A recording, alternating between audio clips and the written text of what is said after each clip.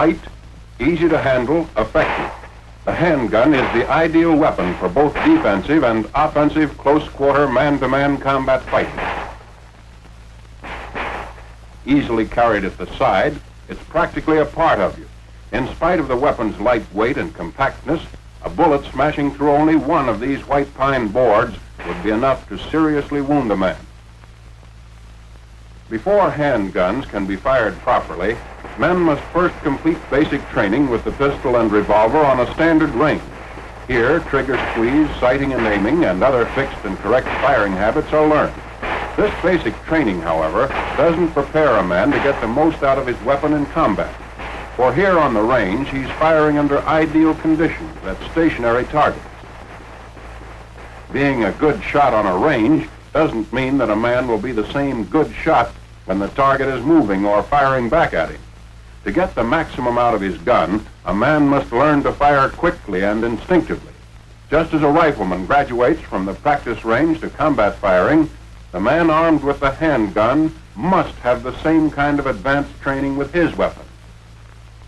A course in combat or practical firing has been designed to give that needed advanced training. As in this demonstration, men learn to shoot quickly and accurately from any one of the three basic firing positions. From the prone position, they learn to score hits on a pair of bobbing targets at over 50 yards. Moving up to 25 yards and assuming the kneeling position, they'll be able to do the same thing. In combat firing, a two-shot burst gives a dispersion of 6 to 8 inches on the target, assuring at least one hit. When a moment's delay may cost a life, combat firing trains men to fire instinctively from the standing position, pointing the gun as if it were a finger. To change the direction of fire quickly while at a standstill, just pivot on either foot.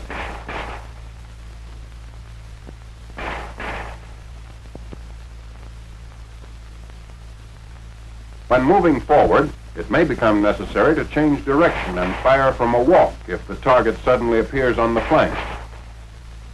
This is combat firing, quick, automatic, and accurate. Now let's follow a small group of men who've just finished basic training with the pistol as they're taken through a course in combat firing. Safety precautions apply here too. The first thing you always do is inspect and clear your piece. When that's been done, you're ready to proceed. One of the most important things in combat firing is the correct grip on the gun stock. So we'll take that up first. Fit the pistol in the crotch of the hand and take a firm, tight grip on the weapon. The barrel should be in direct alignment with the forearm. So if you pointed your finger instead of the gun, it would be right on the target.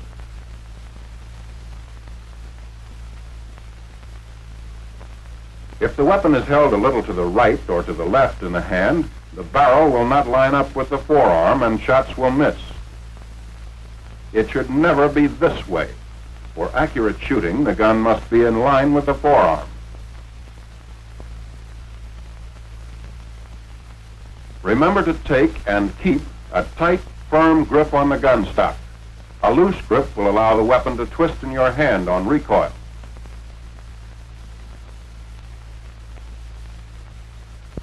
Keep practicing this rigid grip until it's done automatically. That's the way you'll have to do it when it really counts. Your use of handguns probably won't be limited to the pistol. Let's have a look at one of the revolvers used by the Army. The revolver is a natural pointing gun. When placed in the hand, it is directly on the target.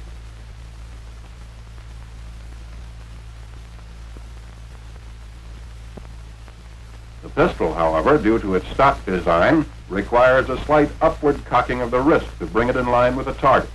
After a little practice, this adjustment will become instinctive.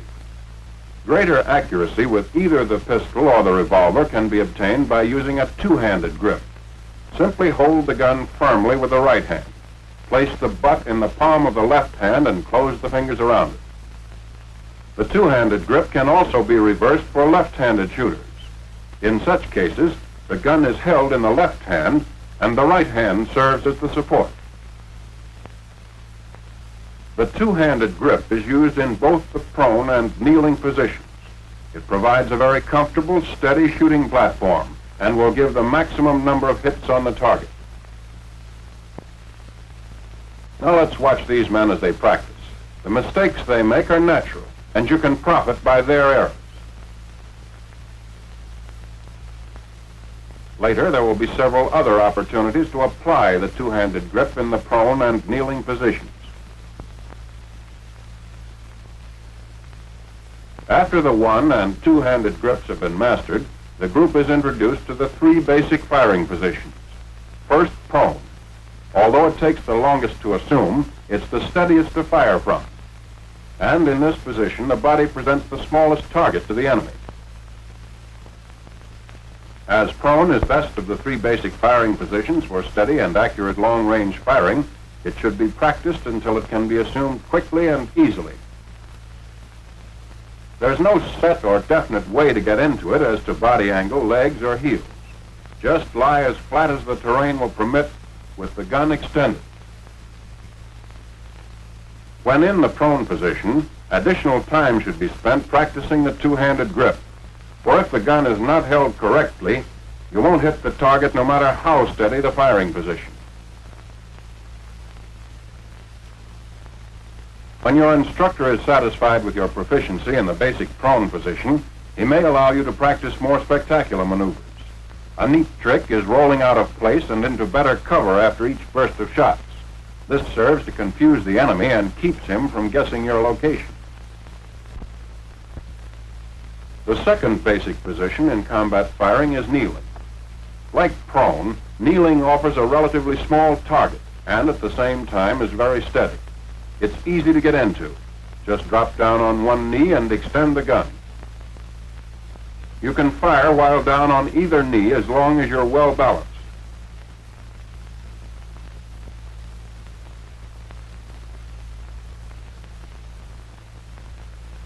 With practice, and remembering to use a tight, firm, two-handed grip, you'll soon be able to throw your shots right where you want them.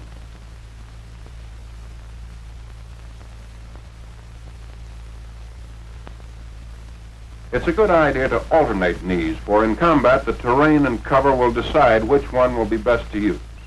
Learn every movement so it can be done smoothly and promptly without having to think about it. Now for the standing or point firing position. Place the feet in a natural position, ready to move in any direction. Face the target, knees flexed, with the trunk bent slightly forward in a crouch. Hold the arm straight, with the wrist and elbow locked. Then, using the shoulder as a pivot point, raise the gun to eye level. In the point firing position, do not use the gun sight. Fire instinctively, point blank, in the general direction of the target. When not actually firing, the gun should be carried in the ready position, slightly extended and centered between the knees at about a 45-degree angle from the body. Raised pistol, the position taught in basic training, may affect accuracy when combat firing. As the gun is pushed forward and the arm reaches full extension, the force of the shove causes the wrist to snap and the muzzle of the gun drops. Shooting from the hip may look good, but it isn't practical for combat. The main reason is that you can't see whether your gun is on the target in that position. Then, too, if you lock your elbow to form a 90-degree angle between the forearm and the upper arm, you're off balance when you shoot at high targets.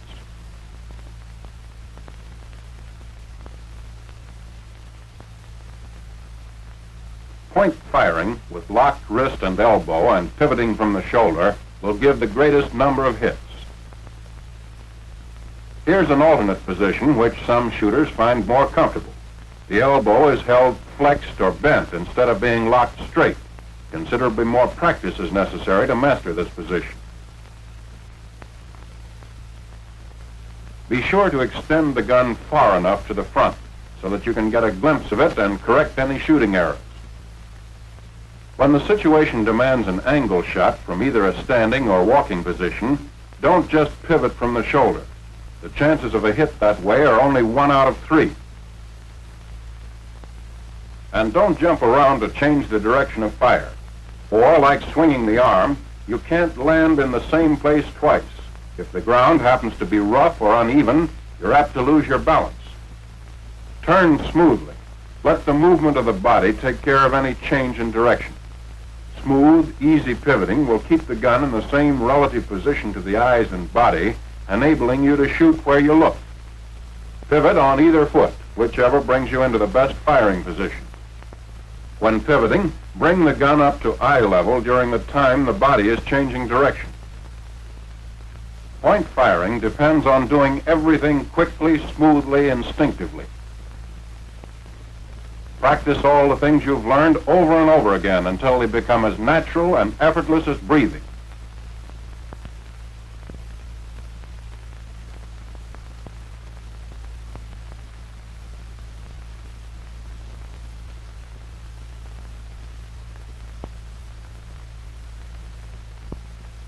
Now let's see how these same men will do with live ammunition. Remember that these are the first rounds they've fired since completing the basic firing course. In order that hits may be more easily seen, tracer ammunition is being used.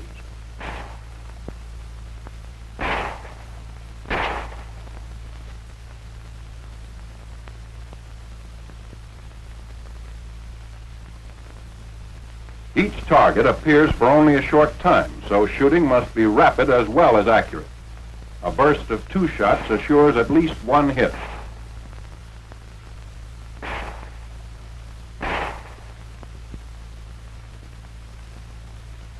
At 25 yards, kneeling, the group will do fairly well.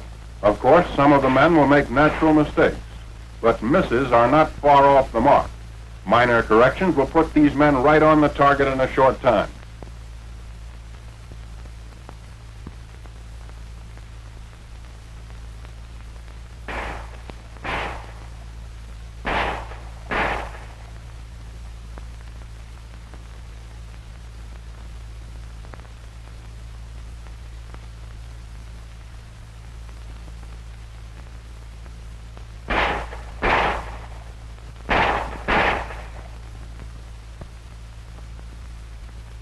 With point firing, it's best to start close to the target and work gradually back as speed and accuracy increase.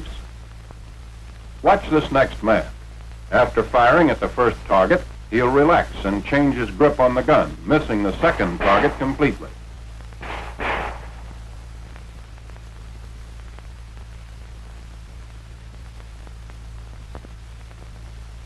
Here's a man who doesn't have his gun lined up with his arm and isn't shooting where he's pointing.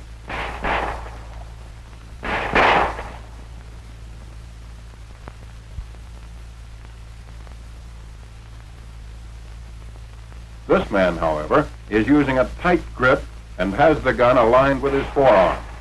Result, hits.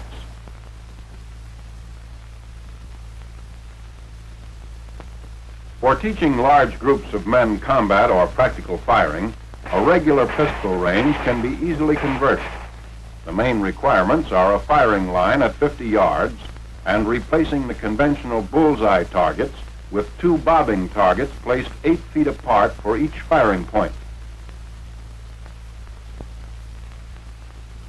When practicing the kneeling position, the pistol stands at the 25-yard line can be used to simulate obstructions over which to fire. The gun should never be rested directly against them or anything else when firing. If additional support is needed, rest the hand or arm against the solid object, but never the gun itself. For practicing point firing, shoot from the 15-yard line. Allow no more than 2 steps forward to maintain the safety angle. Point firing will require more practice than firing from either the prone or kneeling positions. Courses of instruction should be designed to provide additional time for the standing position. To test judgment as well as marksmanship in a realistic setting, little Berlin or Tokyo installations may be used for small advanced groups. To avoid being picked off by snipers, the man being tested drops into prone at 50 yards. As he moves forward, he takes advantage of all cover, keeping constantly on the alert, since targets may be rigged in windows and around corners.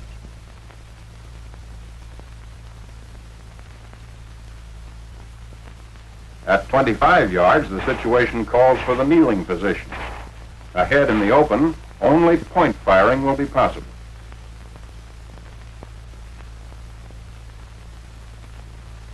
This is combat firing, quick, instinctive, the kind of training that can mean the difference between his life and yours.